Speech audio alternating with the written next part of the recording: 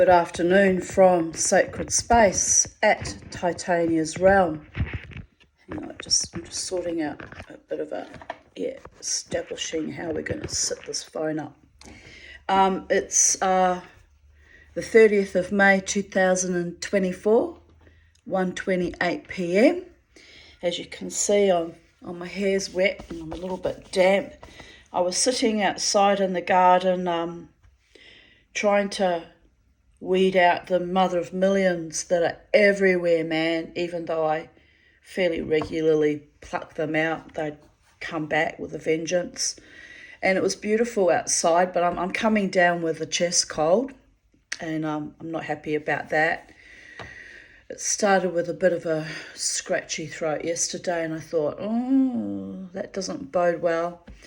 So I dosed myself with some extra vitamin C yesterday, and I've had a cup of mullein tea this morning to try and keep my airways clear. But I think I'm coming down with a nasty illness, but I'm hoping not. Fingers crossed. I'm not a Christian, so you don't get me to cross my fingers very often.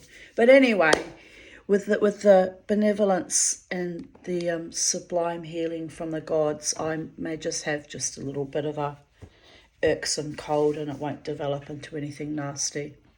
But anyway, I was lying out in the grass, and it was like quite warm on the ground. I actually enjoyed it. I was needing a bit of grounding too. And I'm pulling out all these succulent, weedy, horrible things. And my cleaning lady was about to leave. She said, "What are you doing?" I said, "Oh, I'm pulling out all these mother of millions that take over my lawns and around my garden beds." And she probably thought it was weird that I was lying down to do it, but it's easier if I lie down on the ground to do it, because I was holding my hand down and I immediately get really bad pain in my hand from putting my weight on my hand with the arthritis. So I kind of curl up in a kind of semi-fetal position and I pull it out that way.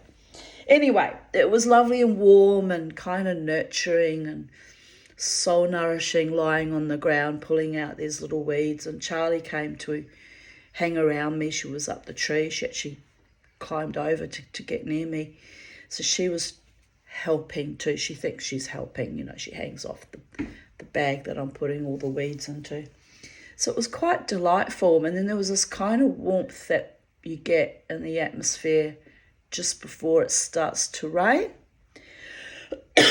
And so I thought, here we go. And within 5 minutes it had started to rain, but not all that heavily. So of course, dumbass, that would be me, stayed out a bit longer, long enough to get damp hair. And anyway, so then I was ready to go and get out of the rain. But Charlie had decided to climb into the guava tree, and as it was raining, she was singing and twittering from branch to branch in the guava tree because she was loving being out in the rain. It's all very well for birds, isn't it? Not for mamatees who are coming down with something. So I'm having to stand out there even longer trying to get her to come out of the rain, come back inside with me. She wouldn't have it. She was jumping from branch to branch and swishing. She was so fucking happy. I thought, you know what? This is what life's really about. Instead of being worried about getting wet and getting pneumonia, which is just paranoia most of the time, you should just sing and dance in the rain like the birdies. But anyway, I was by this stage starting to get quite wet, and I thought, no, this is potentially life-threatening given I'm already brewing something. So I went and got my rake and held it out for her as a perch, and she jumped on that. I eventually got her out of the tree, and then I ran back inside. And so I'm a bit damp, people, is the moral of that story. I'm a bit wet. But anyway, it's not so bad. I'm not saturated wet. And then I thought, well, what shall I do now? And I'll come on and I'll do another YouTube video.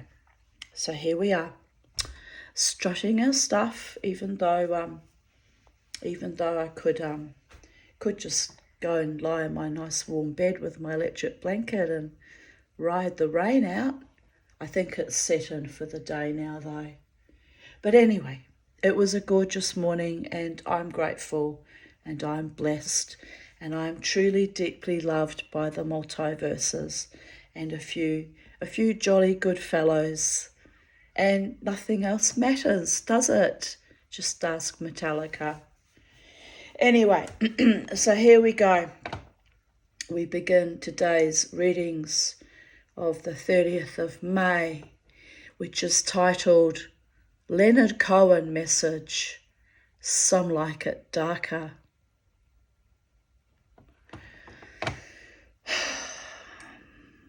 Here's a very sweet photo of me looking, I don't know, looking kind of, I don't know what I look like, kind of a bit ecstatic really. Oh well, life is all about being a bit ecstatic at times. Manic denial is a thing, people. But anyway, what year was that? I wonder if I put a date on it. Sometimes I do, sometimes I don't. Yes, 30th of May 2019. So that's 5 years ago now. And it was 26 days before that god-awful gallbladder surgery. And you can actually see my face. I look all a bit puffy from sustaining a long fucking inflammation. I actually do look kind of a bit swollen. Now I just look fucking gaunt from all the peeing all night. But I only peed twice last night and I only peed twice the night before. And I didn't use my TENS machine last night because I wanted to see if there was any difference. Can't really tell. So I have to go back to using it again tonight. But yes, I'm thinking the 4 really bad nights of peeing was partially caused by having 4 Jack Daniels on Friday. I think that might have been too much overload on my system, you know, with the dicky bladder. So I'll see if it happens again next time I go dancing, because I've actually been cutting back on my alcohol intake. The last few weekends I've only had 2 or 3 drinks max. So I wonder if it's that or whether I was just having a bad time of it. Having a bad bloody time of it. So anyway, I've had two good nights of only 2 interruptions during the night, which is a good night for me. So, you know, that's positive, that's nice, that's potentials, that's on the journey to healing, maybe. Still have to have the sleep study that with the company that comes to your home and get onto the CPAP, which I'm not fucking thrilled about. But look, if it means I don't have to have Botox in my bladder every 6 to 9 months, and it sorts out my breathing and I get better quality sleep, it'll be worth it. Except I know it didn't work back in 2003, so I'm not certain. But you know, my beautiful my handsome psychiatrist, he says, I just want you healthy, Tanya, so you can have the man of your dreams and, you know, have energy to create and do more things with your life and just live a full and happy life. And I'm just staring into the void thinking, oh dear goddess, another fantasy. But you know what? Intention and mind over matter is everything. And I've healed myself from all sorts of awful things, and he might be onto something. He might actually have faith that I've got at least another 20 years on this planet and I can have the life I always dreamed about. So that's the goal. We'll see. If I don't make it at any time in the near future or mid to distant future, we'll know at least I tried and explored all medical all medical contrivances and dedicated myself to life in the last 5 years more than I ever have in my previous existence, because life was not tenable back in those days. It's still a bit of a struggle even now, frankly, having to be on my own all the time. But smallest violin. But the right man who loves me even with my dark side and my occasional fucking morose negativity, he'll see through the bullshit because he knows that I'm an amazing woman, and most of the time I'm optimistic and Pollyanna and a little bit fucking naive and a little bit living in the land of hope, that four-letter illusory gilded fucking hag. But anyway, we'll see. We'll see what I have to say. Here we are, 30th of May, 2023. You know, I'm still wearing my mushrooms. I feel very mushroomy this week. I don't know why that is.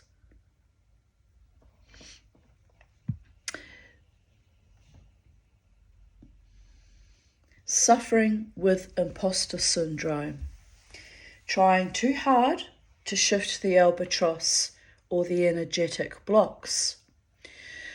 Some are old curses deposited on me by knaves.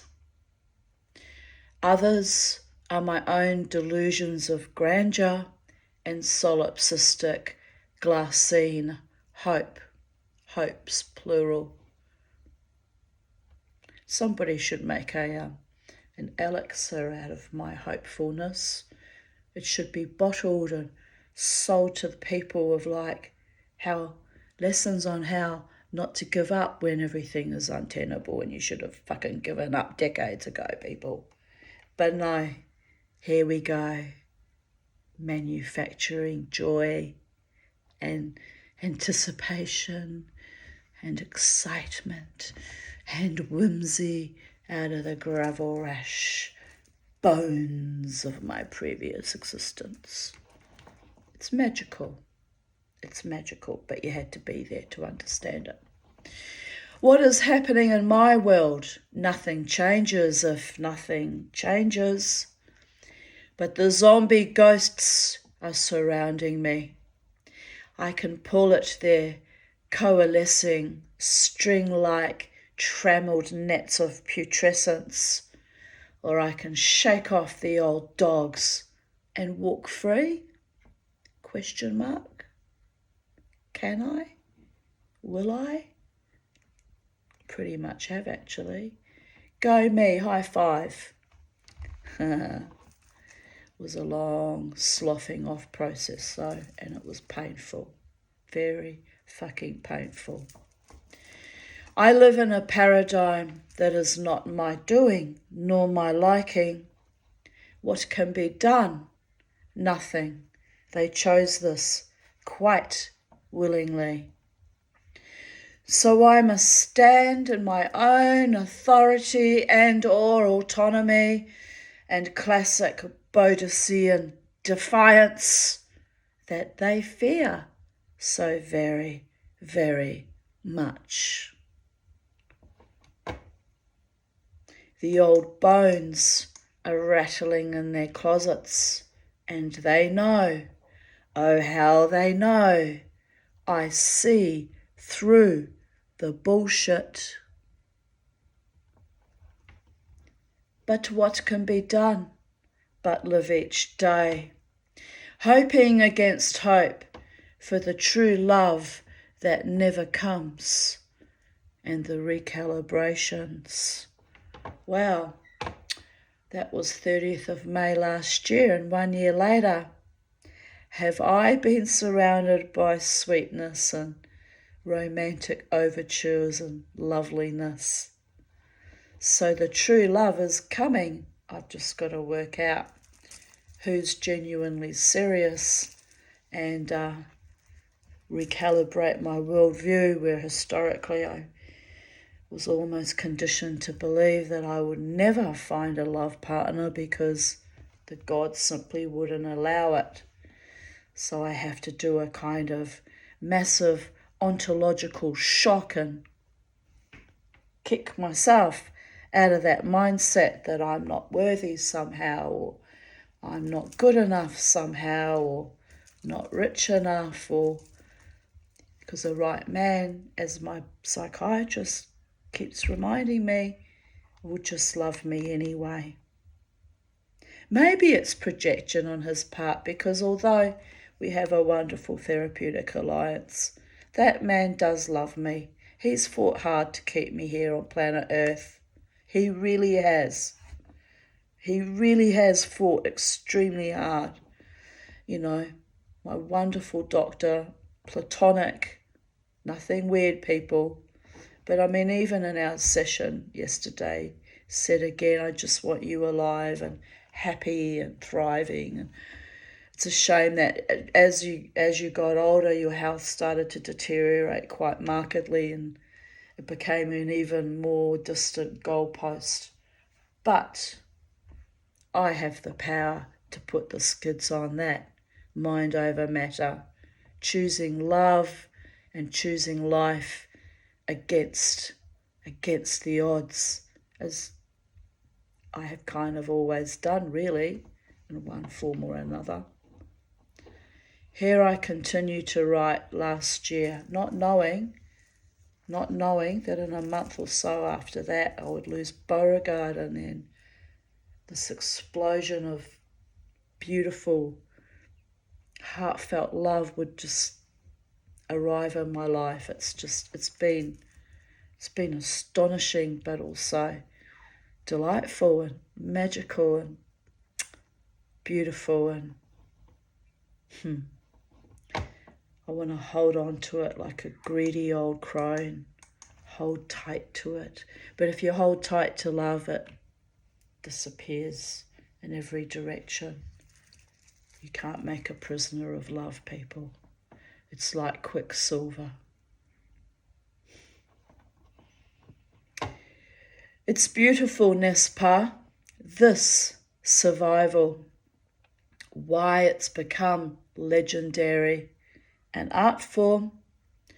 What shall we play at today? Humour, wise, wrinkled eyes, and belly laughs. The Dibukeen can't withstand laughter or freedom or older women gone wry. That's for sure. Get off my roof, you defunct klezmer. Muppet. Klezmer Muppet, I said. Don't you know the Tanya will never let you in again? He flicks his cigarette, lopsidedly smirks.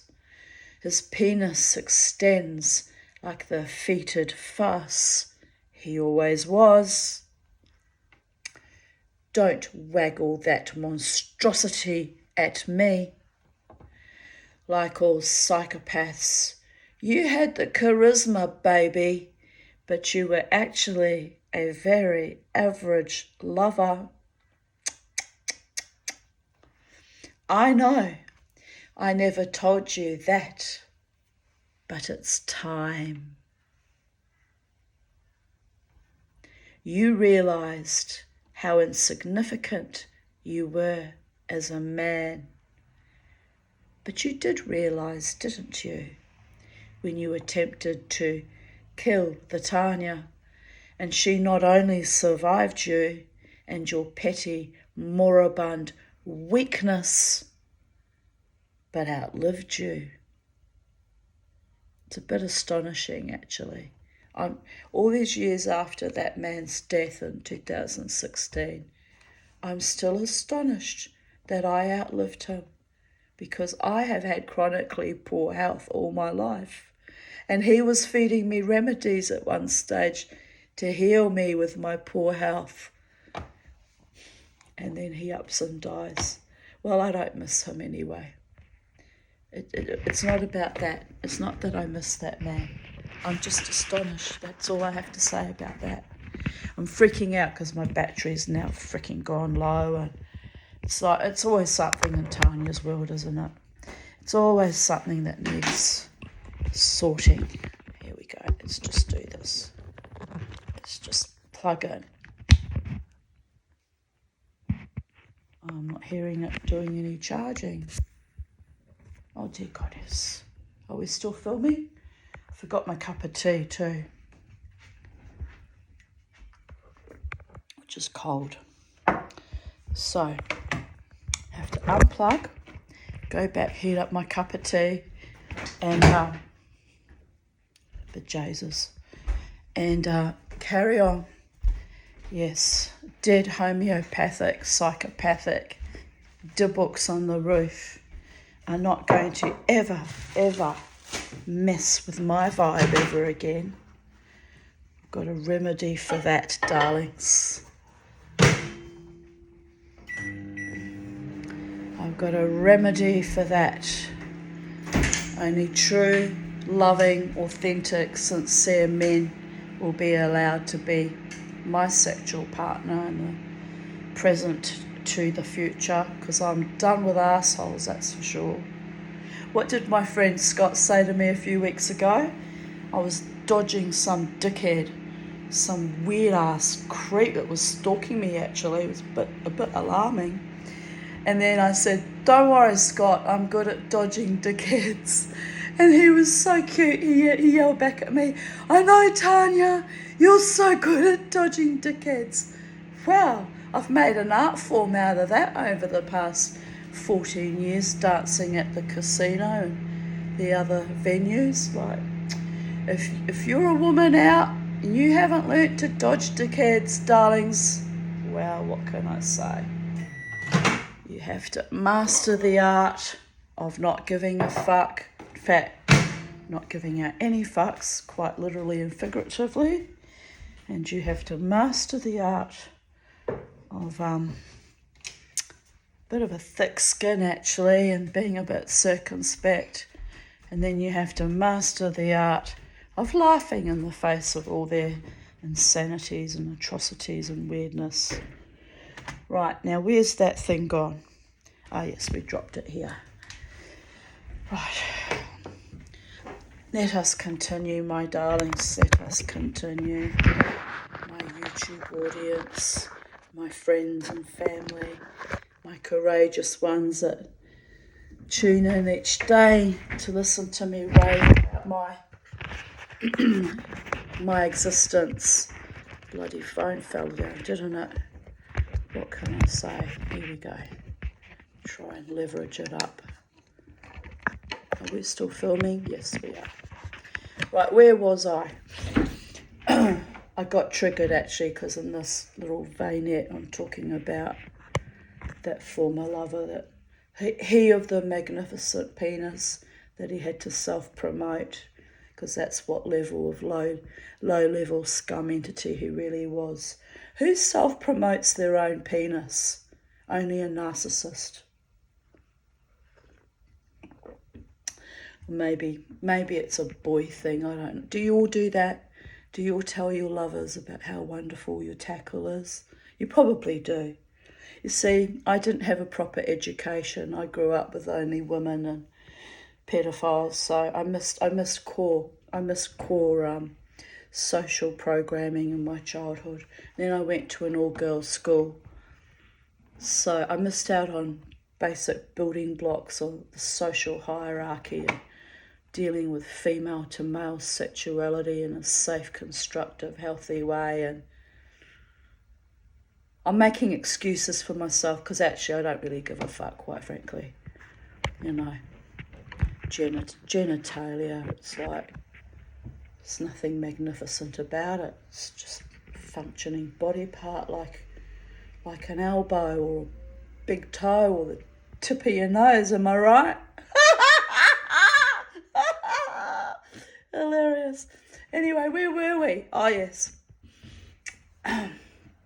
I'll repeat that last line because it was very, very reminiscent of the calibre of man he truly was.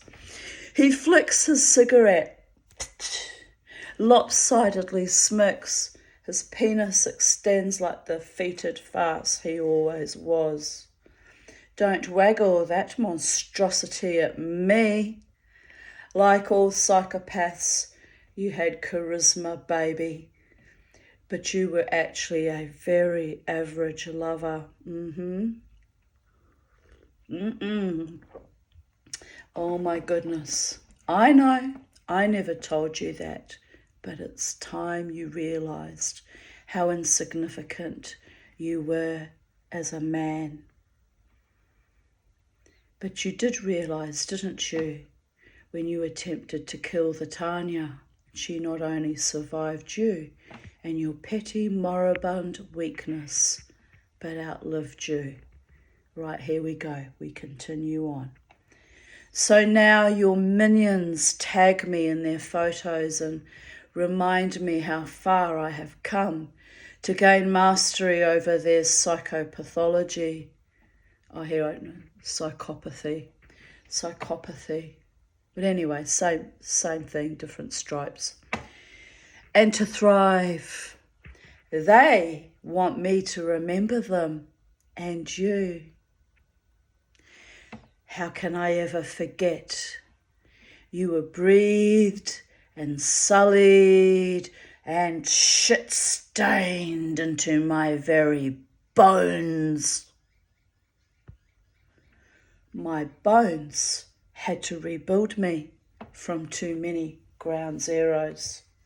I want to sing Ezekiel connected them dry bones. Now hear the word of the Lord, blah, blah, blah, etc., etc., etc. It's all horseshit. It's all of it is horseshit, and it's all illusory. None of it's real. It's all Maya, the illusion. But dead men tell no lies. Just remember that. Haunted me. He still haunts me occasionally. That's how desperate he is still after all these years, even in the next dimension, to have my attention or my forgiveness, which he will never receive. He will never fully receive it.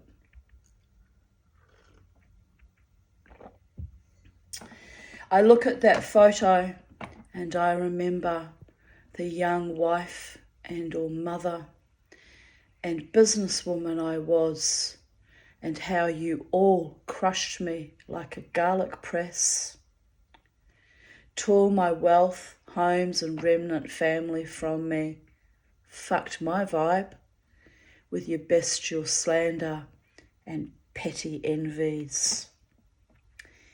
But Lilith people who came to me during an ecstatic dance, danced in front of me as a light being, like a cartoon, neon type sign. Lilith carries me on wings of faith and shows me true hearts and their debauched minds. Lilith people. That blew my freaking mind back in 2019 as well. So that one, ha ha ha, it's too perfect, too beautiful. I did nothing but wait eons. An ancient Jewish demoness came to protect and defend me. It's very, very ironic when you think about it. But don't worry, people, I'm not dark-sided yet. It's a slippery slope though.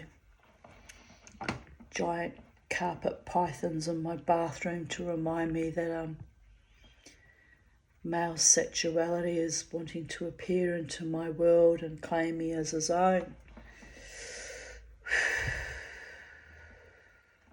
It's going to be amazing, people. It's going to be amazing when I finally make love to the one after 9 years of celibacy by the gods. And so it is. Perfect karma, perfect peace. I was built with the love of the gods from nothing, with no thing. A Shakespearean reference there. No thing means vagina, people. My heart went on, my soul flew, and those who were and or are worthy of my light are still with me, even from beyond the veil.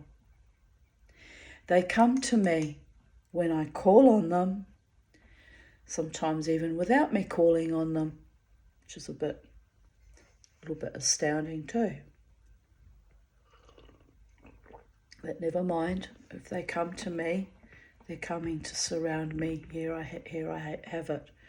Surround me in strength when I don't think I can survive another day or night.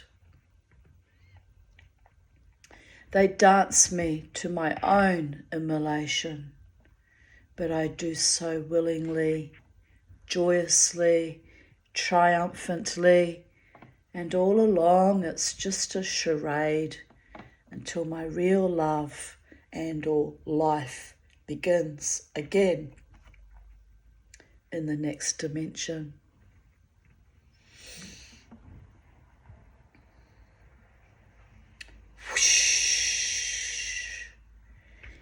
Here they are. The house is full with their energy, holding me to earth because I have work to do, always holding up my end of the universe like the angels on the top of a pin.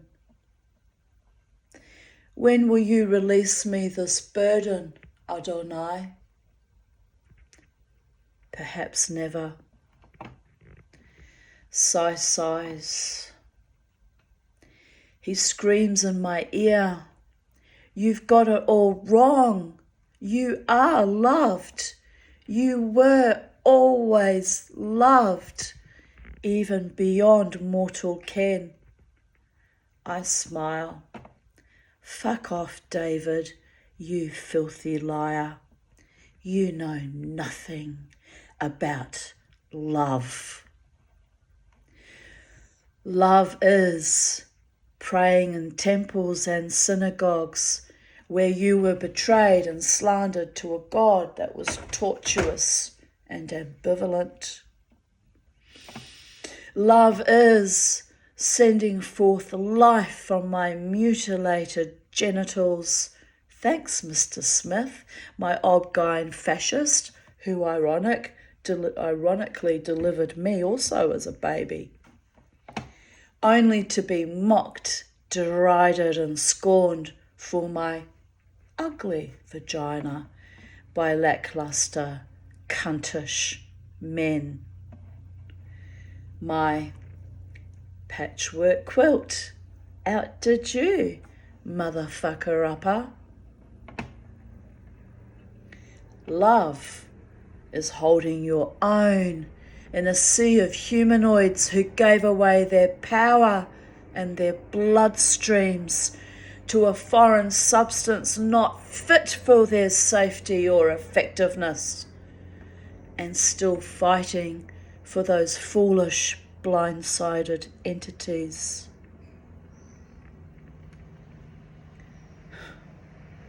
Love is writing my truth and plying my truth, even when I might be one of the last ones left standing, although I very much doubt that. I have spike protein too from catching COVID last year, so we're all going to be going down at our appointed times from something that was never meant for humans. Just saying. Love is grace, hope, magic, and wonder and awe. Love is authentic. Love is kind. Love is chosen. Love is honor. Love is courage. Love is sweet, sweet release. Love is you.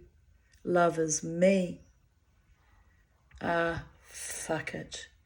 I waste my energy on nothingness again. I am barely coherent. Time to bloom.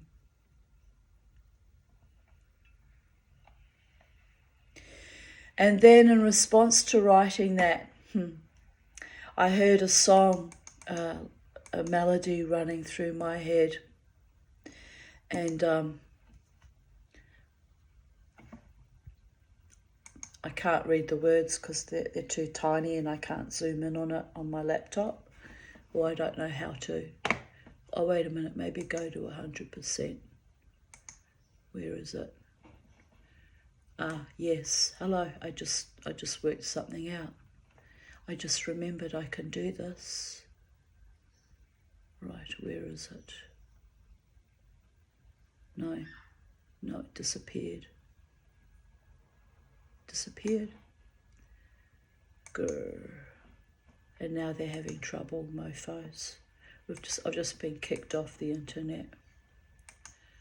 Not cool at all, people. What? In the middle of a video. In the middle of the video, they decide to fuck my vibe, am I right? All right. Oh, wait, what have we got here?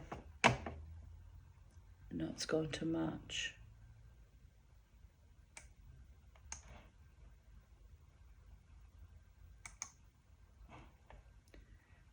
Let me try.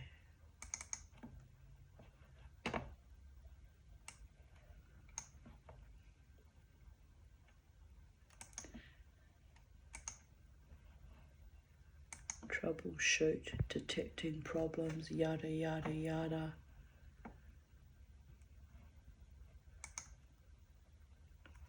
Bloody hell. I hate this laptop. It's always done this to me. I wonder if I got a brand new laptop, if it would just be as difficult as this one, or if I'm just blessed. I often wonder, it's just a rhetorical question. Don't answer that, people.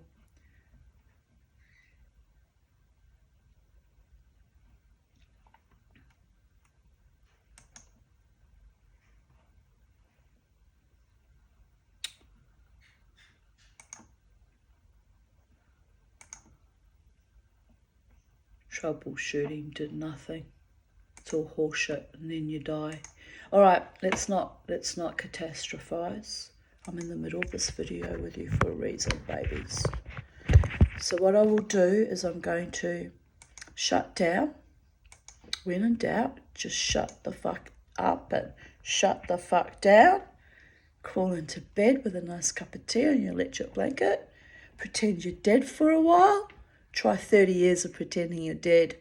And then when you finally start to want to be high functioning again, you have all these irritations.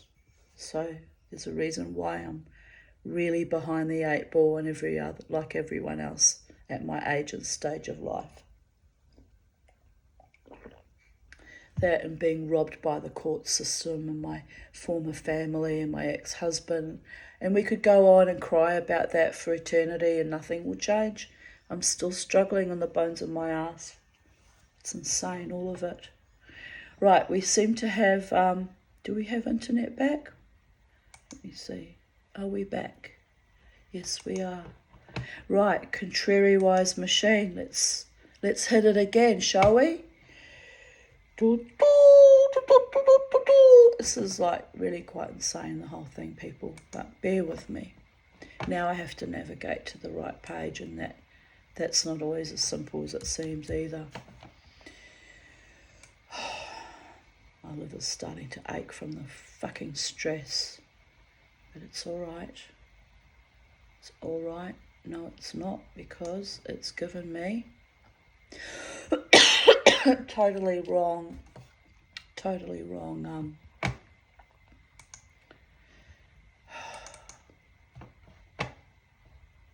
I may have to go out and come back for part 2, which I don't want to do. Maybe if maybe I'll try that, do a sneaky and just let's try to fudge it a bit. Mama T's getting good at fudging things, by the way. They'll make fucking fudge out of me when I'm dead, that's for sure. Right. Enter. Will it come up? I fudged it to get it to the right date. All right. Yes. All right. Where were we? We were interrupted by my own dysfunction. Well, it wasn't my dysfunction. It was a computer's dysfunction. All right. Anyway, we were there where we were discussing that after I wrote that little channeling with my former lover, David Davidson, who, as I say, still haunts me on occasion because can't have much to do up in hell where he is. He must get bored and wants to come and poke the Mama T, am I right? But anyway, that motherfucker, I wrote, just as I finished writing, that dirty motherfucker gifts me this song. And the song is a Hebrew song, and it goes like this. Sim, sim, sim, shalom. Sim, shalom, tova, uvracha. Sim, sim, sim, shalom, tova, uvracha. Chayim v'chesed v'nachamin aleinu. And I can't read the rest of the words. V'yacho Yisrael. And blah, blah, blah, blah. Anyway. So I freaked the fuck out because I hadn't sung that song in years, since I was last in temple, and I was like, am I dredging that up from my subconscious, or is that a message for me, babies? Probably both. So I went and Googled the song, which is why I have it recorded here, and here are the lyrics. It's very freaky, given I was just, basically telling that dead Dybbuk to fuck off, because I don't want him anywhere near my body or my energy, because he really is a Dybbuk. He was a Dybbuk when he was alive too. Dybbuk ridden he was. But anyway, it says, the lyrics say, in a place where there's no love, place love. Oh, well, he was a homeopath. It was all about the love and the putting his penis into anything that would go along with it. In a place with no beauty, place beauty. Place goodness and blessing. Place beauty, compassion and righteousness. Sim shalom. And then the next verse is, in a place where there's no life. He'd know something about that, wouldn't he? Place life. In a place where there's no peace, place peace. Place justice and mercy, place wisdom. Place justice and mercy, place wisdom. Oh no, wait a minute, I've read that. Place love and place tenderness. Sim shalom. And then the last line is, grant peace and well-being. Bless the world with grace, kindness and mercy for us and for all Israel, your people. So of course when I Googled that, I got fucking chills. I've still got the chills, right? It was a potent message from that evil motherfucker. It was actually a very beautiful message, very heartfelt and loving message. But was it him or was it some other entity, perhaps my angel? Anyway, it was very potent, but I got upset regardless because I have good reasons to not want that entity around me, and to still be angry to this day for what he and many others like him put me through, by the way. So I commented here, appropriate, interesting. I await my grace, O Israel. Yes, even from that dead, evil smartass that has the chutzpah to use Jewish liturgy as a reminder of my neshama. Wither away, Dubuk. So, as my psychiatrist said to me yesterday, they were afraid of my power. And my power, my greatest power of all, that they are most fearful of, is my love, which is almost supernatural at times. What I was capable of pumping out love into those kinds of men that was so cruel and feckless and weak and inept and spiteful and indeed murderous and rapey too. So it's kind of, is it any wonder that now I'm hoping to open up my sexuality again? I'm also simultaneously fucking terrified that I have not chosen a good man, and it'll be another round 137 ding in the boxing ring of life, instead of being something nurturing and edifying and honouring and ecstatic and orgasmic and blissful. I'm so frightened of making another mistake, people. I really am. But anyway, the dead can't hurt you. It's the living you've got to watch out for. Remember that. I took Bobo for a quick walk, and we ended up visiting Rosie the Labrador instead. She was ecstatic to see us. We had a lovely play and lots of cuddles. We came home as the night chill was descending, and I, as usual, need to guard my lungs. But I feel much happier now. Thanks Rosie and Margot, Susie and Evie, who came out to play too. I went to visit Rosie yesterday again, so it was like 2 days in a row, which is unusual. But she gets lonely, because the children are at school and the parents are at work, So anyway, we had little cuddles. And then when I departed from their house, I said, bye, Rosie, I love you. And she's like, oh, she's just gorgeous. And then I went out, and Tiberius Maximus, who I'm considering adopting, was sitting under someone's car. And I went, hi, Tiberius. And he got such a fright that I called his name, that I knew his name. He ran out onto the road, which is a big cul-de-sac. And anyway, I said, get off the road, Tiberius Maximus. I don't want to be responsible for your losing one of your 9 lives, So he got off the road, and then he looked at me, and then he realised he'd met me recently, a few days prior.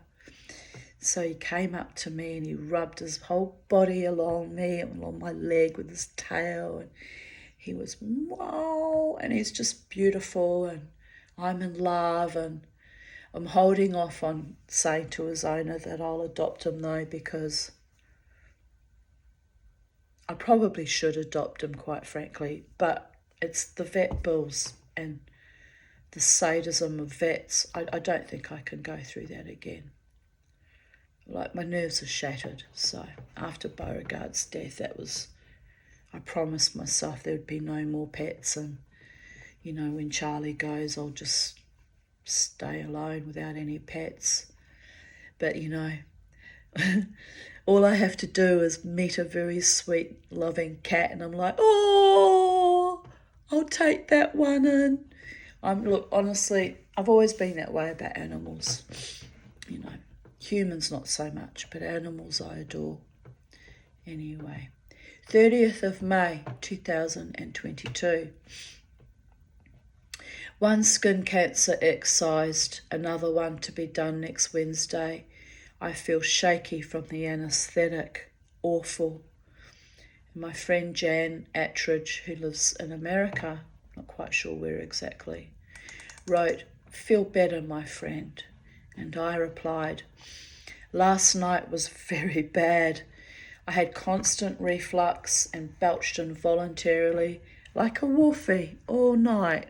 Oh, if I ever get a partner, I'll probably have to have separate bedrooms. Like, there'd be no sleep. You wouldn't get any rest. You really wouldn't. Tried every reflux medication there is, by the way. None of them worked either. But some nights, it's not too bad, you know. It wasn't too bad last night. Anyway. It's just so awful. Do you know who I could have been if I hadn't been brutalised as a child and had reflux even as a child, as a baby? Do you know who I could have been? I could have been a supermodel. No, short fat hobbits don't qualify to be supermodels. Well, I could have been something. I just don't know what. At the moment, all I could have been is alive against all the odds. Kicking that gold, babies. I had a mild fever with hot and cold chills, slightly worse than my usual menopause chills, and the pain in the cancer site was quite bad all night. I got very dehydrated, so at 6 a.m, crawled out of bed, had to pee all night too, and drank a glass of water. The water was cold from the fridge and tasted odd, but I drank it down as I needed the fluids.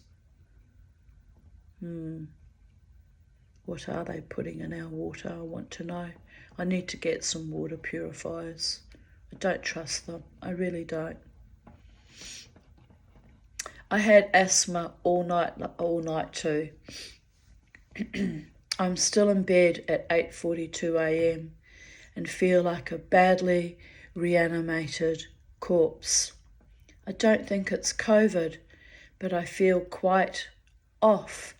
And the worst is, the doctor has to cut out another one on the same shoulder next Wednesday. So I get to suffer like this again. Oh my goodness, it was awful. It was so fucking bad. I've got 2 massive big scars across both shoulders now. I joke it's where they cut my angel's wings off. You just have to turn every negative into a positive, don't you? Well, anyway. Mama T's no angel. If I am, I'm a dark fucking angel of wrath, an occasional mercy, but you got to get me on a good mood day for that. You have to laugh. My body really acts out when I get any surgeries, even minor ones like this one. Yes, it does. Too many fucking near-death experiences at the hands of doctors and surgeons will do that to you, by the way. Make you fucking act out. Anyway, I spent the evening cutting tiny pallions of solder sheet for my silversmithing journey while watching videos on YouTube. By night time, the pain in my shoulder where the cancer was excised hurt like Hades. Do you think it was a good idea to work with a really sore wound? But this is what I do.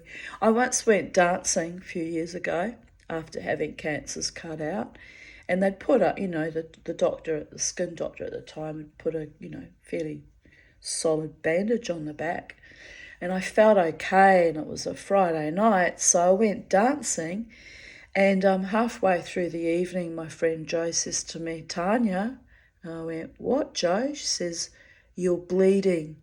And she was really fucking grossed out, by the way, which wasn't my intention. I didn't expect to bleed through my bandage. But I was dancing so wildly and joyously, fighting off fucking death and skin cancer, that I bled through my bandage. And I was like, oh, that's great. Oh, that's great. Everyone, I'm like the little Aussie bleeder bleeding all over the dance floor. She was like, you have to go to the bathroom and clean it up. And I went, nah, I haven't got any other bandages. It'll just have to be like that. She was a bit horrified. She said, you went dancing when you've actually got a wound. And I went, well, the bandage was a good one. She was just like, Tanya, my God, Tanya. But it's my power. It's my spiritual power. I refuse to submit to physical bodies that are old and defective and unloved, and I just keep dancing my dance. So anyway, I went to bed, then couldn't settle due to the pain. I got up and rummaged through my bathroom cabinet for some Panadol, which is useless anyway, quite frankly. Very old Panadol, so it would have been out of date, people. Even then, it took another hour for the pain to ease slightly and for me to fall asleep. It's truly horrific to be both awake and aware in this current paradigm. When was that? 2022. Yes, it truly is horrific. It's still horrific 2 years later, but at least I didn't have any more skin cancers in the last 12 months, thank the gods. That's nice. That really is very fucking humbling indeed. 30th of May 2021. Look upon the magic and majesty of this beautiful Pierre de Ronsard weeping rose, the only bloom on this autumn morning, smiling into infinity, plucked for our delight and ephemeral glory. She was a beauty, but she died. She died last year. Mama T's not happy about it. Not happy at all. I need another one. Another one.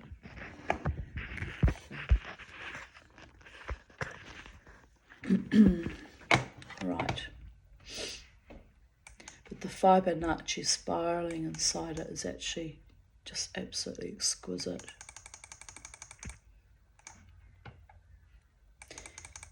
Some more photos from 2021. Me with Charlie, with my beautiful Tree of Life necklace on, and Beauregard walking ahead, looking all happy, sniffing the sniffs, being the Schnuffelmeister. Oh well.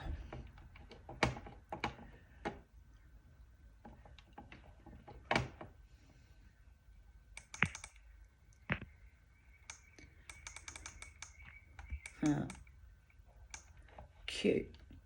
Here's another photo of me. Hang on, I'll have to scroll it down. And I've got like beads in my hair, and can you see it? And I've got my big feather in my hair as well. So I look kind of lovely there.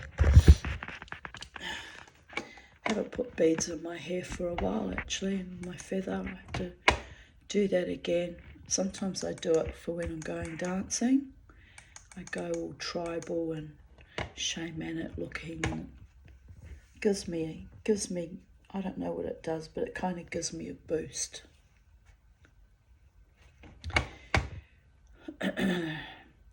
Here I wrote a quote from G.I. Gurdjieff, first published in the English language in 1950, from Beelzebub's tales to his grandson. Well, the only beings on that strange planet, the Earth, especially during recent centuries,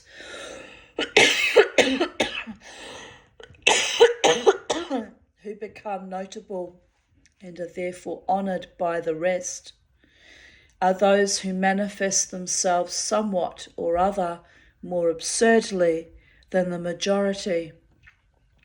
It's true. And the more absurd their manifestations, the more stupid, mean and insolent the tricks they play, the more celebrated they become. He must have seen TikTok or Instagram, am I right? But anyway, he's kind of right about that. You have to be absurdist to be noticed in this world. Nobody likes to be mundane and boring anymore. Well, I've never wanted to be mundane and boring, babies, but look at my neighbourhood. They're all mundane and boring, painting all their houses and fence lines grey. They lack imagination, and must have been a cheap colour to buy that year, last year and the year before. It's indicative of complete economic breakdown, by the way, painting your houses grey. But they're too stupid to know that. Gurdjieff got it right in 1950. We were then, and remain today, a species that celebrates all the wrong things. It doesn't have to be that way. Change for the better remains possible. The responsibility is ours alone. 30th of May 2020, 2:21 a.m, 11th night of not sleeping, or only in fits and starts. Been in bed since 11 p.m, yet here I am, wide awake like a frazzled fruit bat waiting for something.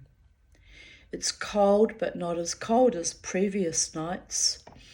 Psychedelic dreamer has to lucid dream while she is awake now.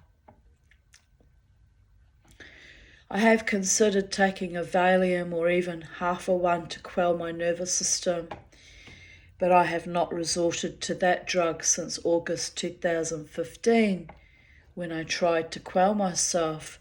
Right the fuck out of here. Not sure what is going on with me. The insomnia, the frenetic house sorting, which Jared used to call Swedish death cleaning, which it kind of was actually. The exhaustion. I am not depressed, which after a lifetime of depression is rather a bonus. It's a bit disturbing actually, how I'm no longer depressed. I have been lying here clawing at my itchy sun cancers that the doctor missed, trying to work out how deep they have manifested, or if I'm dying yet. Morbidity in the night is a tad startling. Swedish death cleaning and sweet sun cancers are starting to scare me. On Monday I'm booked in for a mammogram as well. I'm quite sure all that radiation causes cancer too. But unlike my mother, I don't know what's happened, my nose has gone all strange. But unlike my mother, I don't live in fear of cancer unless my skin explodes. I just keep moving forward in high hopes of a better, most beneficial outcome, like an intrepid little shitstorm sailor. I had a very short walk around the block yesterday afternoon and stopped to chat with Claire and her 3 sons. That was my highlight of the day, my only human interaction. They were sweet little boys. They really were. I miss them. My best male friend is not taking my calls, and I feel thwarted by the gods and fate as usual. But he has his own life and his own rhythms and raison d'etre. So I am ready. For what? I don't know. Just over a month since I burned Teddy, and that manifested in this unusual but spectacularly obsessive house reorganising. No lovers, old or new, on the horizon. Yet again my personal trickster spirits lied to me. I am not surprised. I am an easy target. Vulnerable, gullible, dickhead. But such is life. The Tanya has lived through far worse storms than COVID-19. Heartaches and seeping loneliness and the most ghastly, gritty betrayals. Even death cheated me out of oblivion. It's kind of rude when you think about it. I finally got the gumption to try to exit stage left permanently, and they wouldn't let me die. It's just rude. It's just so rude. But here I am, living my best life and loving life too. So I guess the gods knew what they were doing. So my time here on earth is not completed, or so it seems. But I don't fancy being a discarded insomniac zombie for the rest of my life. It was at least comforting when I was a somnolent, supine, sublime one. Valiant in my fortitude, no shame in my game. Mother's little helper, held at bay. I might get up and dance, the dance of the irreverent, triumphant, stark-naked, wild, witchy woman of Holland Park. Maybe that is what is wrong with me. I have not danced for several weeks. I deprive my body of earthly associations and it stirs the blood in strange ways. 5.5 years of celibacy. No more wars to fight. House sorted. I need a drink. I will get up and make a hot chocolate, then try to pass out again. My cousin Megan Phillips wrote, I take a half or quarter of Mother's little helper when I need to settle down. I have realised that if I drink alcohol, I'm going to have a menopausal night of hot flushes. Much of your insomnia is menopausal. Mine was. I trust you are sleeping like the proverbial baby, my cousin. And she left me a love heart. It's very sweet.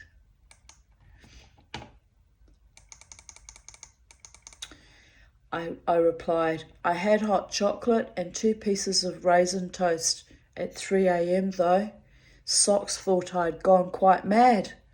I sat and cuddled him and watched a TV show, then felt chilled, so went back to bed to at least be warm and comfortable while I was not sleeping. I did not resort to Jack Daniels or Valium. This is a strange hormonal war, and I am fighting it without any crutches, so far. I finally passed out around 4 a.m, just woke up at 11:30 a.m, so I had a decent sleep eventually. I just have to shift the pattern back. Menopause is a bitch. It's killing me, but it will end in time. I was recently told by a friend who's 5 years older than me that it never ends. Ah, thanks for that wonderful gift, I think. Oh well, the truth remains the truth. I'd rather be slapped by the truth than a dead fish, just saying. Anyway, my menopause hasn't been too bad in recent months. I don't seem to get much hot flushes, occasionally, but not as often as I used to, and I'm not as cranky as I used to be, and it is what it is, people. Here I write, sleep is for the damned anyway. I'm out of bed in my dressing gown making hot chocolate and about to eat a mandarin. Yuck. A tasteless, cold, floury mandarin. Awful. Haven't bought any mandarins since. Totally put me off. Horrible. 12:51 p.m. Lying around feeling dazed. My eyeballs hurt. I've bought some lovely beads from Beads Online. Something to look forward to. Bobo is talking to me about life and rainbow lorikeets. I better get showered and dressed, as it is well past noon. High noon. He really was talking to me. You can see him yipping at the bird. Delightful.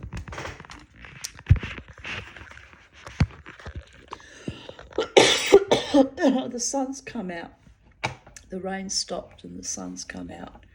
But I'm not going to go back out now that the ground's wet, because I really will catch a terrible chill then. Kind of want to still keep, plucking out all the mother of millions, but it'll have to wait till the ground dries up. I guess I could put a tarp down and lie on top of that though.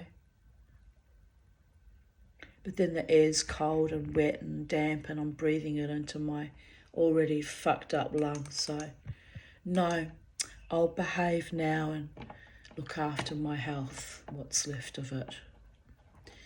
I took Bobo and Charlie for a much needed walkies. Halfway up the hill in Sapphire Street, panting and puffing and dragging my ass up the hill, reminding myself that this is barely a hill at all, and nothing like Wellington's steep mountainside goat inclines. Ergo, congratulating myself on getting older in relative flatlands, even if I do have to deal with flatheads. A song popped into my head, sanctified, magnified, etc., etc. Leonard Cohen. I think it's Some Like It Darker. It's also the words taken from the Kaddish, the Jewish memorial prayer recited at funerals and for 11 months after a relative's death. Smart-ass trickster spirits are listening in when I whine about my Swedish death cleaning. Well, when I pop my Jewish, Viking, witchy, warrior goddess clogs, I can die in peace, knowing my kids won't have to scramble in the dirt like we did when Gisela died, as everything is in Ordnungslieblings, and they can find everything, including my mad writings, which no doubt they will burn, as my life holds no great treasure for them, only a circumspection, held at bay like a snarling vicious hellhound, out of fear of the unrequited smiting. Ha ha ha, too true. Love them though, all my kids, including the long estranged evil one and my adopted brother, who is one of my kids, as I used to be regularly mistaken for his mother 25 years ago, as life had beaten me down so much I looked 20 years older when I am only 6 years older. So it's a familial in-joke, and I am worried about my kid. Such is life. I have outlived my youth and my Benjamin Button declension into childhood. I am older now, a bit wiser, sometimes, also more beautiful than when I was in my early 30s, in sheer survival mode, cleaving to a big love that never manifested because I was not the one. I am still dreaming of finding my Bichette. Bichette is your true love, destined partner, by the way. Which means I have not given up on my youthful, idealistic, romantic notions, even though they just make me look ridiculous and craven. Odin's ravens and bluebird and bluebells and bluest of blue balls and bluebirds of happiness got nothing on me. They can fly to all the corners of the globe, but psychedelic dreamer knows her truth, and she will be crucified on it or caroused by it, but she will live as vibrantly and vivaciously as possible, as my time has come, and it is now. Little pep talk from my higher consciousness is really, I am done trying, but shh.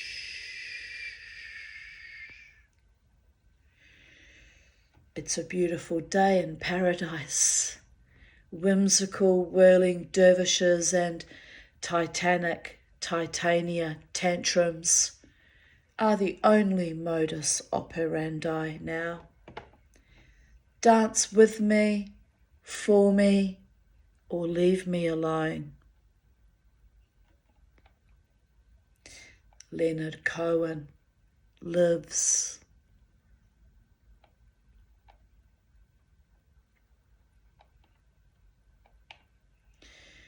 Tonight's creativity, my first attempt at folk art.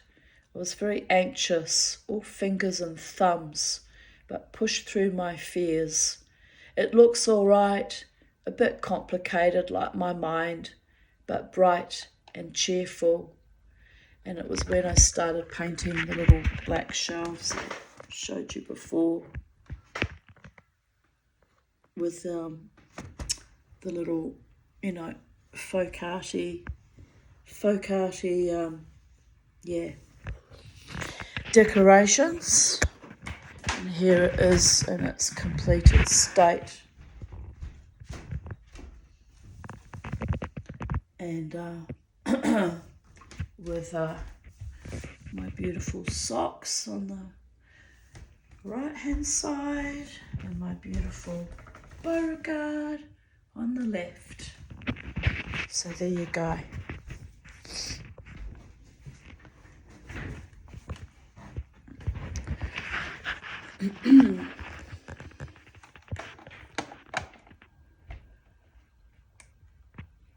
I did all those things to get myself through the COVID epoch, kept myself very, very busy indeed. My psychiatrist used to call it manic denial, which it was a form of manic denial, but I made some lovely things which I now get to enjoy, so it's all good.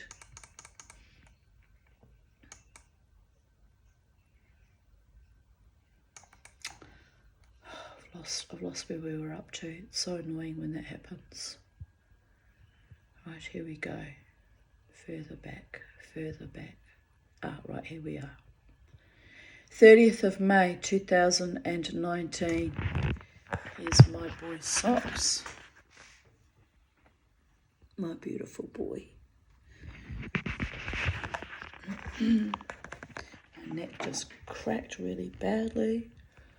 I've got an urge to mosh, by the way. I guess it's kind of, I suppose, a form of a self-harming behaviour. Scott was right to tell me not to do the full 360-degree mosh, but I love it. Puts me into a trance too. I wonder if they're more scared of the trance than they are of me actually breaking my neck. Little do they know, Mama T can get into trance without doing that, by the way. So it's all good. It's all very good. 30th of May 2018. May has been a shitty month with stressors about my car. This was in 2018, people. Today's kick in the guts, a speeding fine.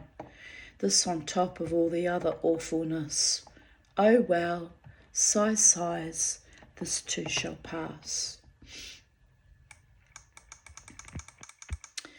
Catholic Church signs up for child sexual abuse redress scheme To which I replied, about bloody time, bloody animals.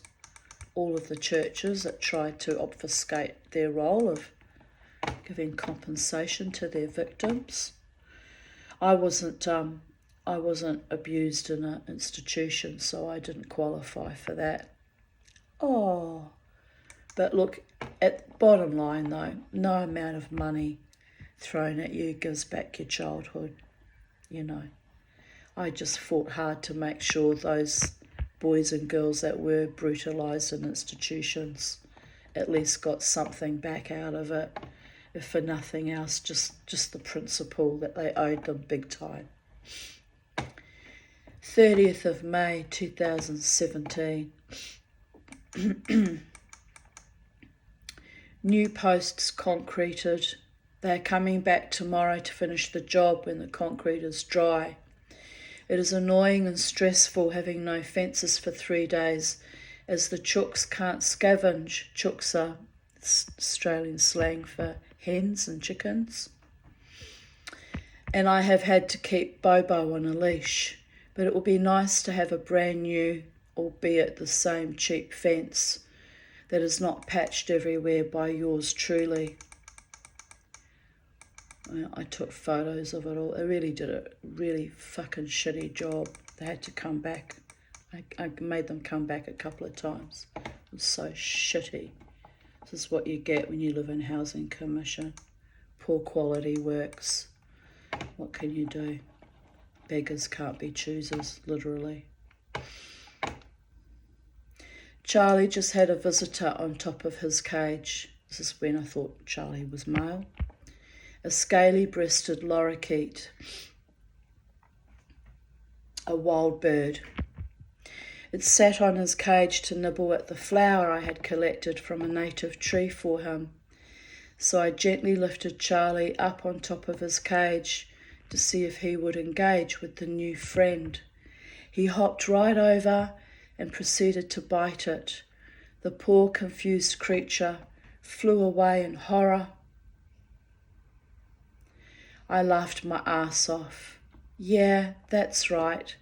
My Charlie, rainbow lorikeet, is an antisocial asshole too. She's just protecting her territory. Earlier this morning, a rainbow lorikeet came down and sat close by in a tree. Charlie ignored it.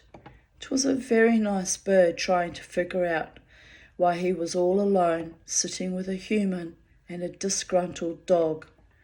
It is really freaking out the wild lorikeets. I'm going to Byron Bay tomorrow with Jenny and Terry. They have caught the Byron bliss bug. Kelly Ann wrote, you should put in a complaint about your weirdo neighbour.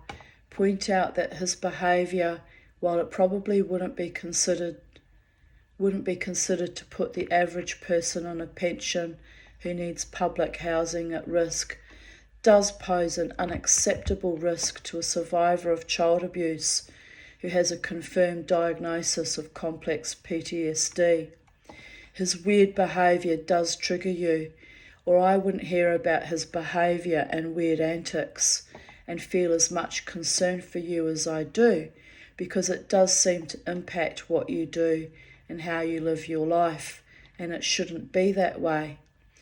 If you did this and explained you need to feel safe and at the moment you are at risk in your home due to his strange behaviour triggering you, then they are more likely to work with you on moving to a better property for your circumstances, e.g. Byron. They won't move you to Byron, you have to stay within Queensland, by the way. There are many valid reasons why it is in their best interest to help you into accommodation that suits you and reduces your stress load. But you do have to stand up to a few bullies and make a case for it on your own behalf. Either that, or ask someone to act as your advocate or something. You won't know what's possible till you look into it. Maybe you could be living in or close to Byron this time next year. Make a case for it. My friend Tarina wrote, wish I could join you, have a great day, meaning going to Byron. And I replied, not very well, T, but hope to have a nice day. I was actually having some kind of breakdown. You can see it in the photos we took at Byron. I looked terrible. I really looked ill. I was all pale and kind of, my eyes looked all kind of dead and empty. I looked terrible. But in true Tanya style, I forced myself to take that drive down to Byron just because I knew I was in a state and I needed the ley lines and the fresh sea air, and it was lovely. It really was lovely. But I had to push myself to get my ass down there. 30th of May 2016. My inner child says, yeah baby, let's go. My 50-something mumble, ute driving, smoking, beer-swilling persona says, hell no, I won't go. But I do want a giant round bed to hang from the trees or the house beams. Well, that never happened. I will need to get rid of Crystal's stuff and hope like hell that my 82 kilos plus the weight of the bed on chains doesn't bring the house down. My stumps are cracking with the weight of furniture and assorted clutter. This house has me stumped and gazumped. Bobo and Harvey owning Jared. Oh, that's a cute photo. Bobo loved his Uncle Jared and Harvey loved his daddy very much.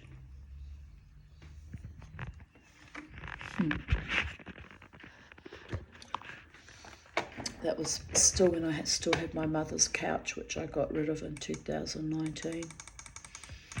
30th of May 2015, 5:52 a.m. Just had a hot bath and a long chat to Crystal in Paris.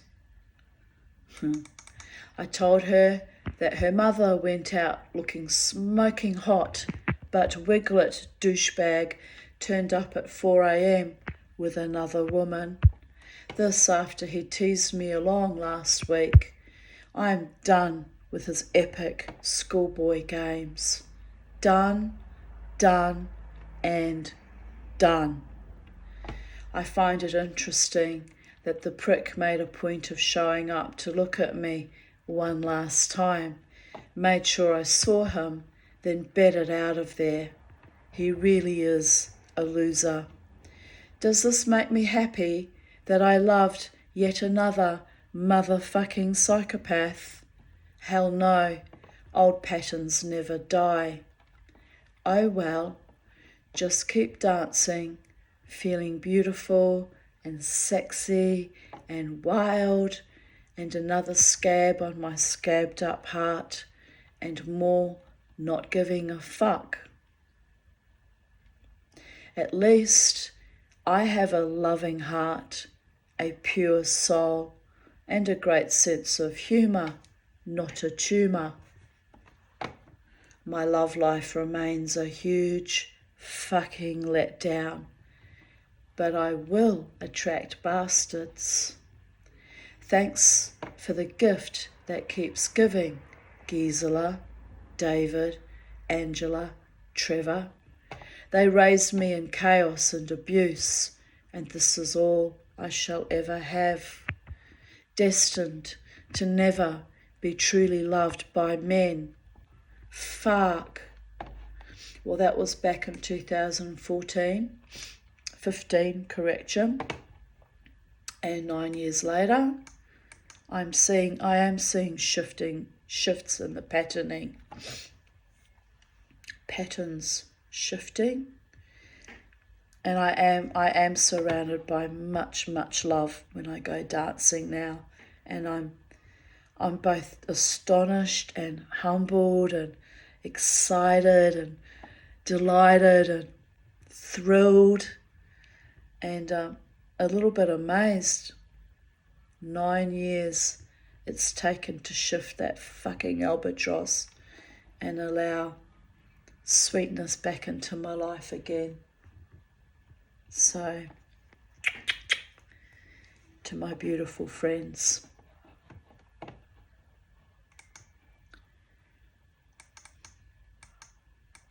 all good.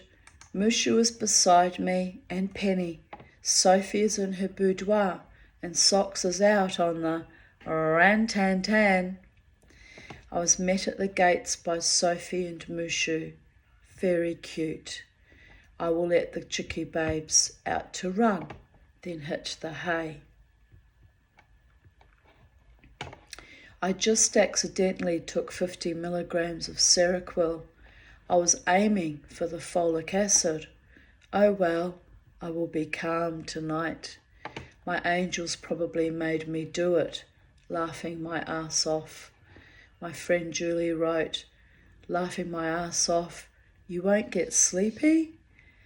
She said, I was on something like 10 milligrams at night and couldn't function the next day, lol.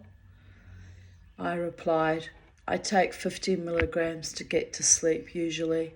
So yeah, I will be a bit drowsy, but once I get dancing all will be forgotten. I slept all day, so I should be fine.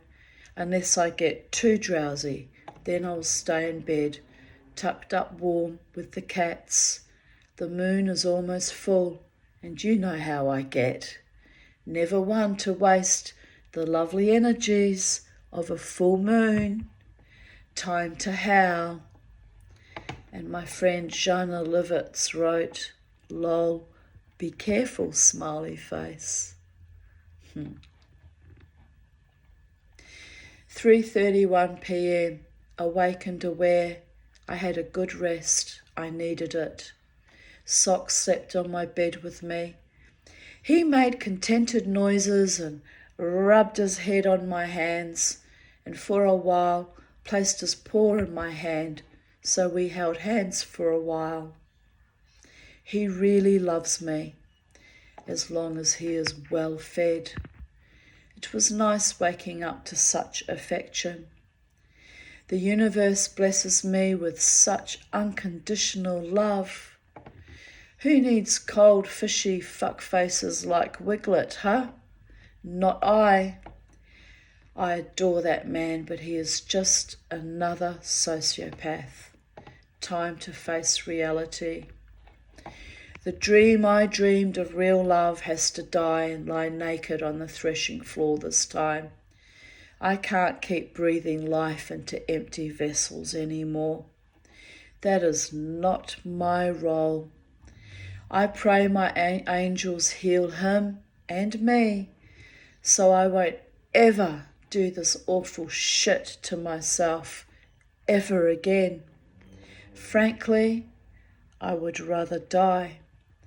I am so sick and tired of being in pain over worthless, shallow, hollow men, mere husks of the richness of life and love. I can take comfort in the fact that the avoidant void will only bring pain and suffering to the other women as well. Karma be upon their heads. Karma chameleon. I have suffered enough from karmic debts and a lifetime of abuse. But the good Lord keeps me alive to continuously torture me through the only means that can really make me weak and suffer, through my love addiction. An addiction I inherited from my narcissist and sociopath family. A craving to be cherished, desired, and needed. Thank God I have cats, real love, albeit technically from sociopaths as well, laughing my ass off. I can't escape my destiny. It curls so beatifically at my lap. Crystal rang me this morning. She went to the famous Paris cemetery, saw Oscar Wilde's grave and Edith Piaf's grave. She also climbed the stairs to the bell tower of Notre Dame. She queued for the catacombs, but the queue was 2 hours long, so she gave up. Today she is going to Le Palais de Versailles, which I insisted she go see. So wonderful.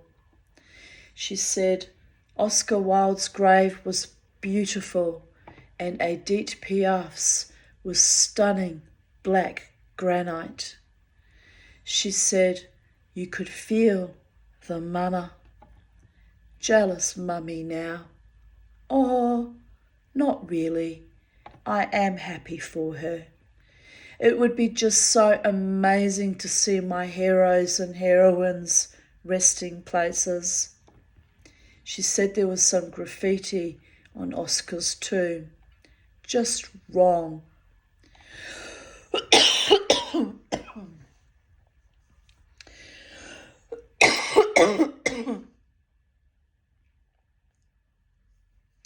She had a croissant and told me it was not nearly as good as the ones we get here. Sacre bleu, quel dommage, incroyable. That means, good grief, what a shame, incredible. So she had a strawberry galette instead, for which delight she had to take a lactase tablet. It was delicious. Here I posted an article, debate over the rabbi in the sauna.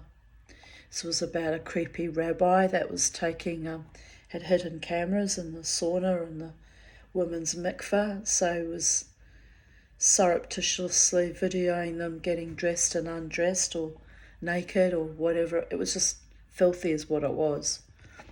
So I commented, it just never ends.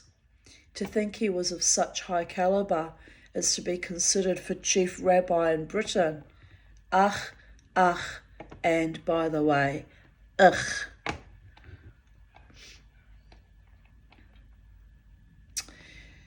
'30th of May, still in 2015. There's some photos. Me in my gorgeous wiggle skirt and underbust, looking very delicious indeed. And one of my beautiful socks.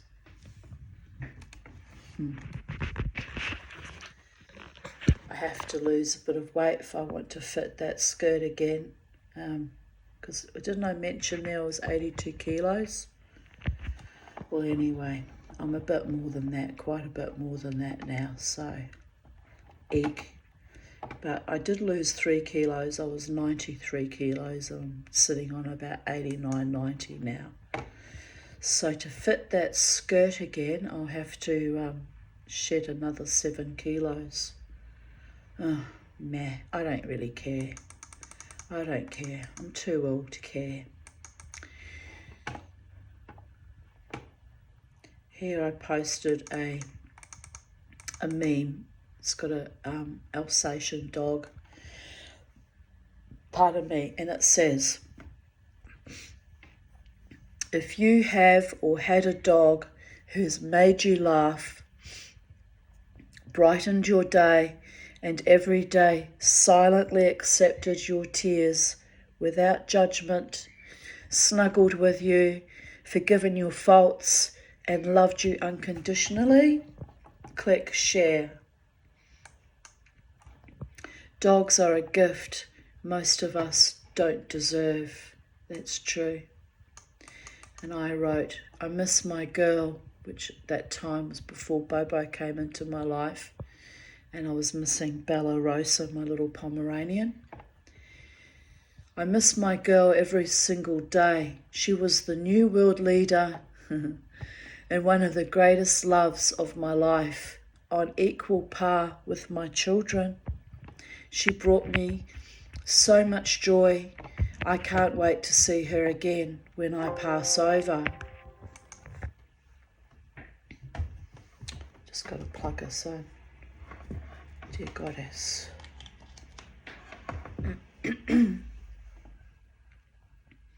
I am sure she will wait for me.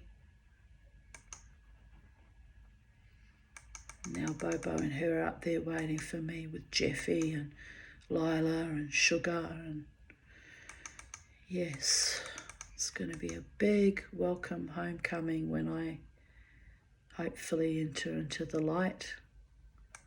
I hope I do. I want to see all my beloved pets again. Be amazing. 30th of May 2014. Oh, you poor bitch. Oh, I pity you, Tanya, I really do. You deserved better than that monster. Here I write, it feels good to be in love, even if that love is not returned. That emotion inside of me just keeps overflowing and brings joy to a tired old and battled heart. There was a time when I thought I would never love a man again or trust one again. I am glad I proved myself wrong. I have to trust myself that my love is real, and albeit unwanted or misunderstood or even fucking feared, then that is not my problem. I must not own another person's fears or distrust or disrespect for a beautiful gift that was freely given. I must go on to keep loving and living the best way I can, my way. Thank you, Hashem, for leading me to good, kind people who are not afraid of my love. And that's taken 10 years, people. 10 fucking years. But we're here. We are actually here. So much love surrounded me on the weekend. In the past 10 months. So much love. And I'm just so grateful and delighted, and yeah, just it's been amazing. 9 years ago on the 30th of May 2014. Okay, it's just a little collage of photos of my pets. And Sophie in the bottom centre picture, and my hens, and yeah, just gorgeous.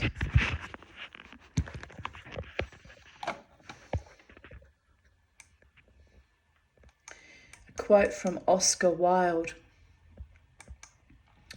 People talk so much about the beauty of confidence, they seem to entirely ignore the much more subtle beauty of doubt.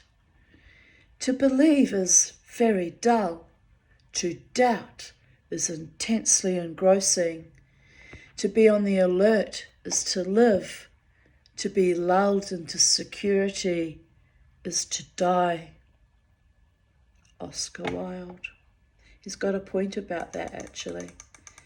Just when you think everything's perfect in your world and you feel secure and safe and you think you're with your beloved one, it invariably, historically in my life, turns to shit.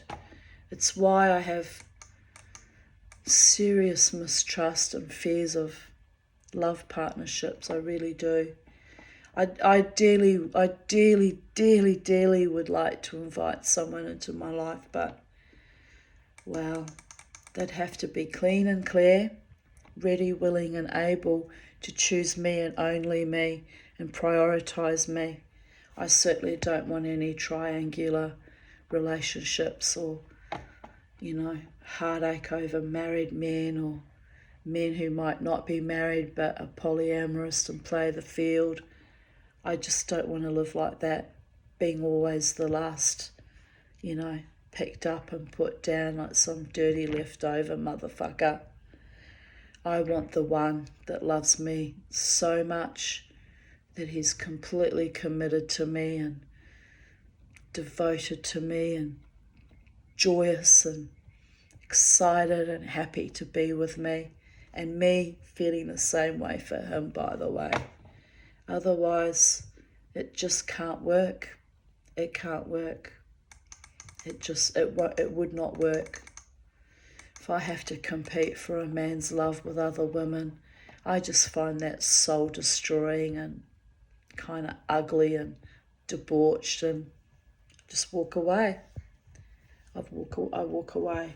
I had to do it with Davidson for the same reasons, and Courtney, although he denied cheating on me, I knew he was cheating on me. Women know, they're not stupid. And, the other idiots that came and went particularly that Wiglet wonder that used to deliberately shove women in my face at drumming circles, at the casino. I don't know what he was trying to prove there, Thought he was some kind of stud and how he could pull women. Well, means nothing. Did the women stay with him? I very much doubt it. He was so vicious all the time, negging all the time. No woman worth her salt with any kind of dignity would stay with such a man. So at the end of the day, I won by losing and walking away with my head held high. And that's how I roll, babies. I'd rather lose than have to live or put up with yet another fucking monster. Here I write, in response to an article I posted, 113-year-old lady marries 70-year-old boy toy after rejecting his first proposal. What's that? That's 30. It's a 43-year age gap. It's just a bit kinky, but there you go. There's hope for me yet, babies. You have to laugh. Oh dear. Yeah, here I write, geez, there is hope for me yet. Wait, at 40 years younger, my true love is still a boy. She'd know now he'd be 19. Oh, that's a horrible thought. That is just too awful to contemplate. Or worse, hasn't been born yet. All good. I doubt I will live to 113. What is that I hear? A collective sigh of relief? Do I have to slap you all?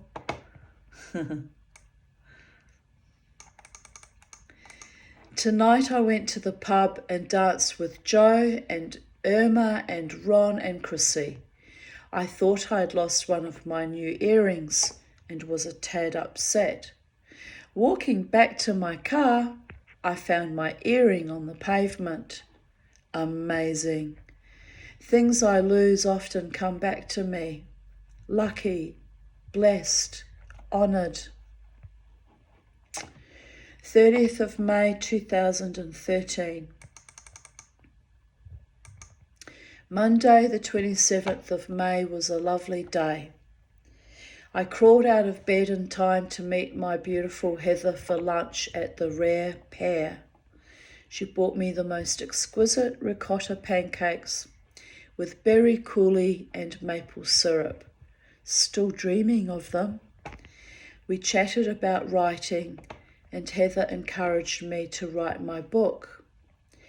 Then I visited my lovely Lynn, who gave me bread and asked me to stay for dinner.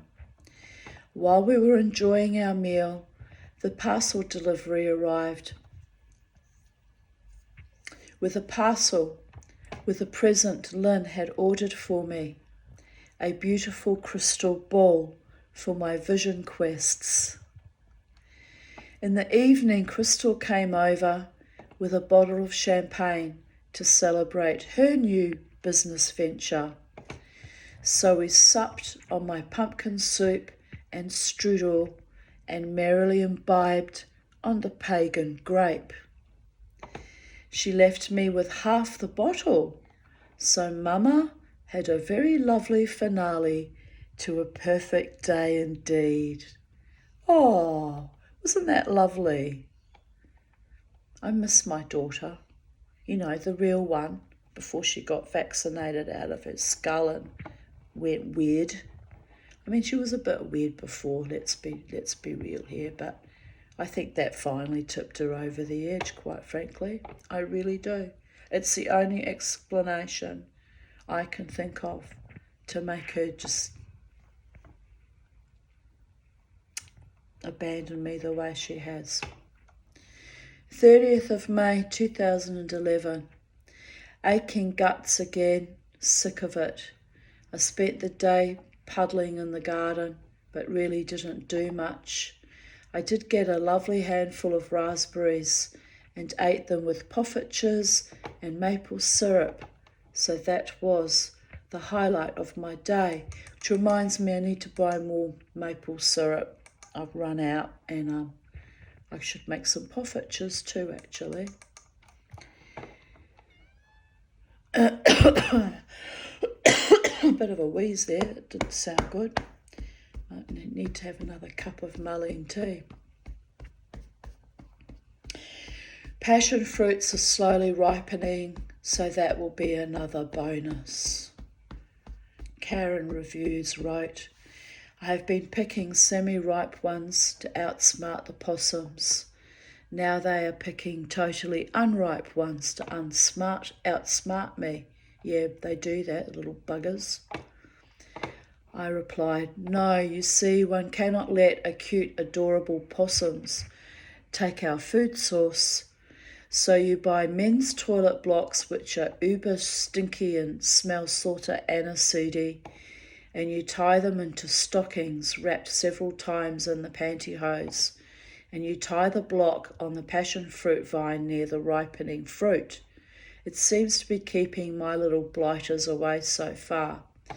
I heard the cavalcade of possumy delights surging over my roof at dusk and thought, oh my God, this is the toilet block test. So far, I still have fruit, but may have to replace the blocks soon because they dissolve in the rain.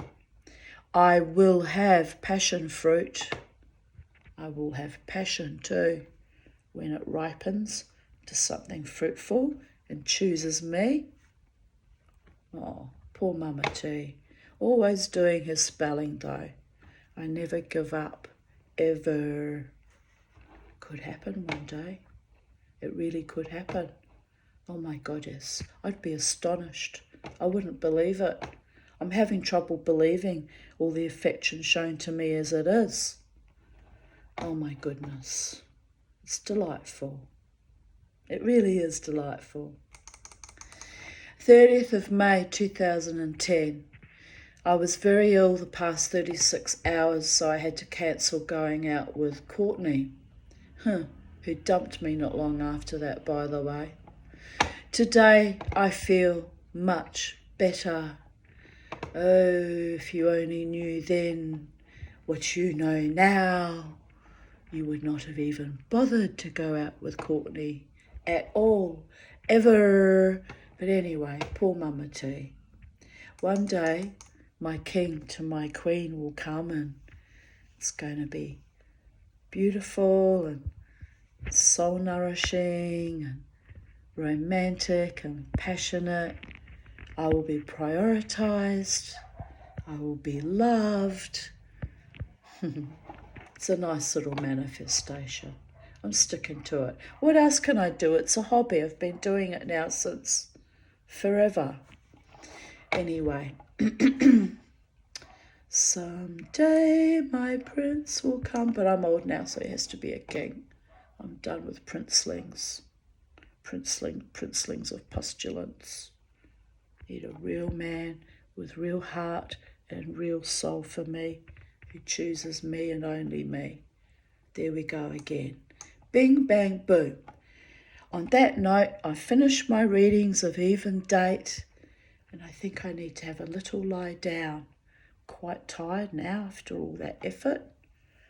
What with being in the garden and getting wet and, anyway, the sun's come out. I'll show you.